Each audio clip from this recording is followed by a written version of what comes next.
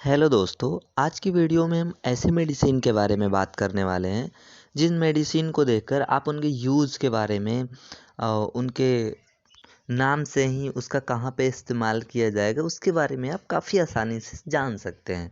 तो चलिए दोस्तों, वीडियो को हम स्टार्ट कर लेते हैं। यहाँ पर आप देख सकते हैं कि जिन मेडिसिन के अंत में प्राज़ोल लगा होता है वो स्टमच की एसिडिटी को कम करती है।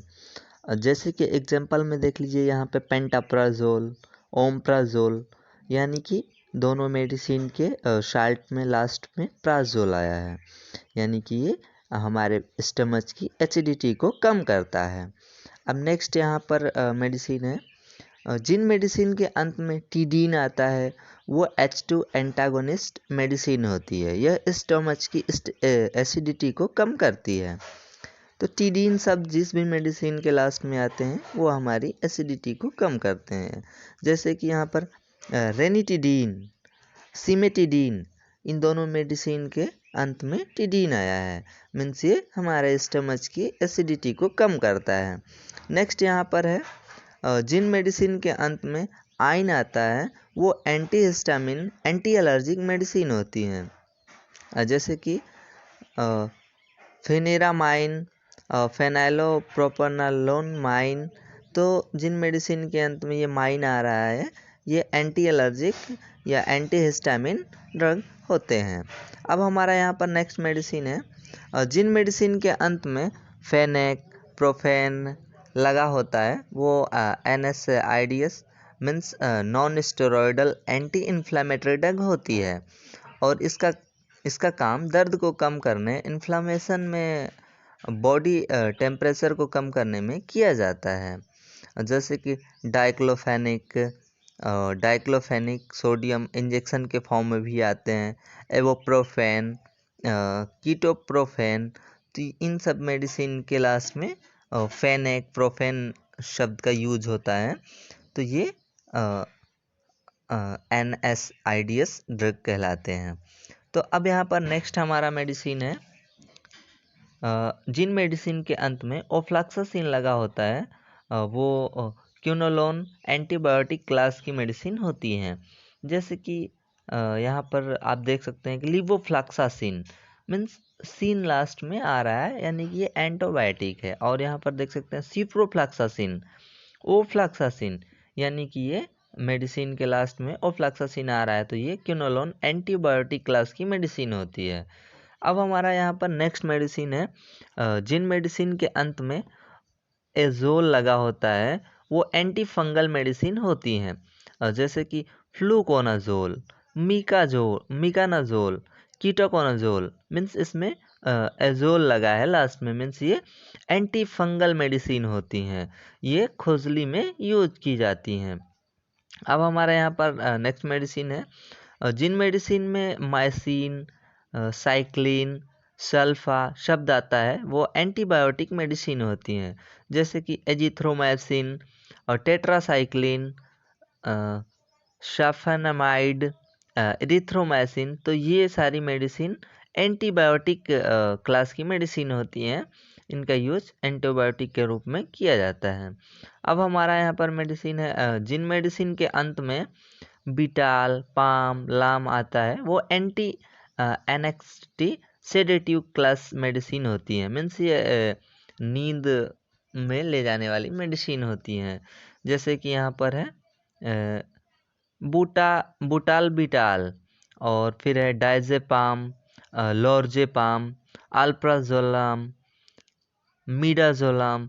अगर आप इस मेडिसिन को लेंगे तो ये आपको नींद में लेके चली जाती है, मीन्स नींद आ जाता है इस मेडिसिन से। अब हमारा यहाँ पर मेडिसिन है, जिन मेडिसिन के अंत में काइन आता है वो लोकल एनेस्थेटिक शून्य मेडिसिन होती है, मीन्स ये हमारे उस पार्ट को शून्य कर देती हैं अगर जहाँ पे इसे हम देते हैं। जैसे कि लिग्नोशाइन और फिर लीडोशाइन, तो मीन्स ये हमारे स्किन को शून्य कर देती हैं, ये ऐसी मेडिसिन होती है। और इनके लास्ट में काइन नाम आता है, तो ये जैसे कि आप देख सकते हैं लीडोकाइन और लिग्नोशाइन। अब हमारा यहाँ पर मेडिसिन है, जिन मेडिसिन के अंत में वी आर आता है एंटीवायरल मेडिसिन होता है, मीन्स एक्लोवेर, और फिर है यहाँ पे रिवेराविरिन। तो ये मेडिसिन एंटीवायरल मेडिसिन होती हैं।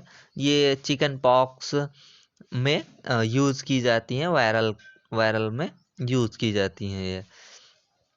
अब हमारा यहाँ पर जिन मेडिसिन के अंत में हुआडीन आता है, उनका यूज़ HIV एड्स पेशेंट में लिया जाता है। यह HIV वायरस को मल्टीप्लाई होने से रोकती है, जैसे कि जिडोविडीन, लेमिविडीन।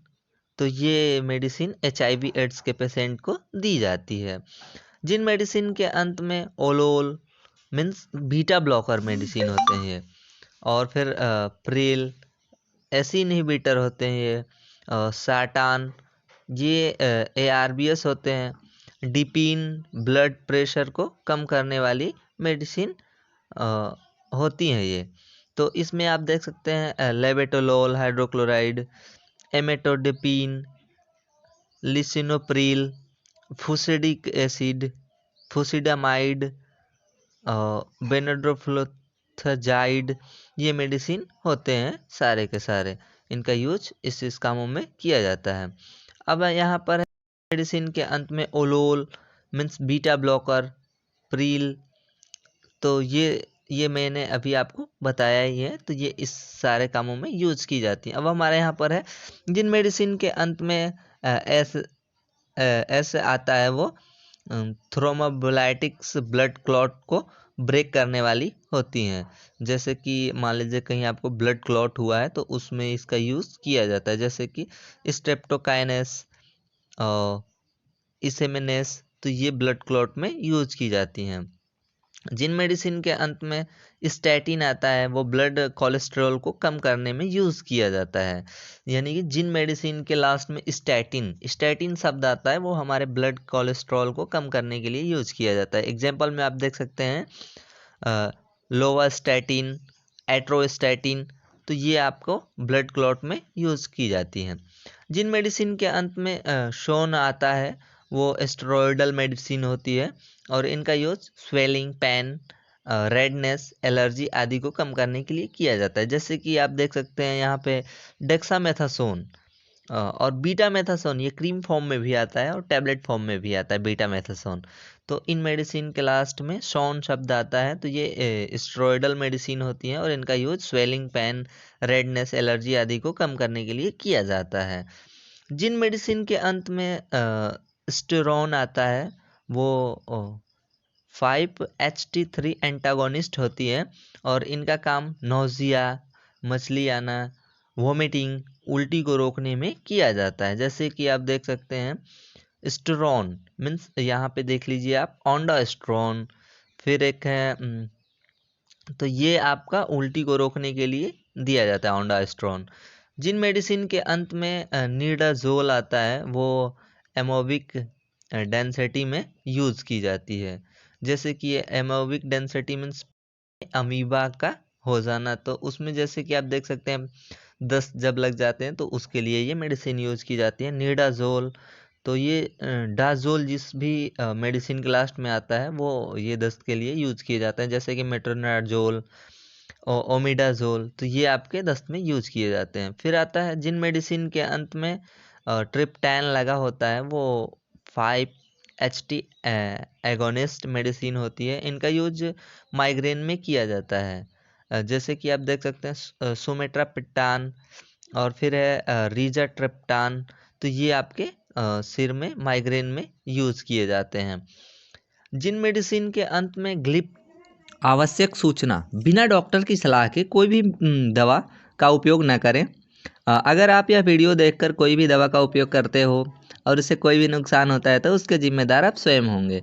तो आप लोगों से अनुरोध है कि आप इसमें मैंने जो भी मेडिसिन बता रहा हूँ, इसमें आप खुद से न ट्राई करें, अपने डॉक्टर की सलाह से ही मेडिसिन को यूज़ करें। हमारा यहाँ पर नेक्स्ट मेडिसिन है, जिन मेडिसिन के अंत में टेरोल आता है, वो ब्रोंचेडाइलेटर मेडिसिन होती हैं। इसका यूज अस्थमा पेशेंट में किया जाता है।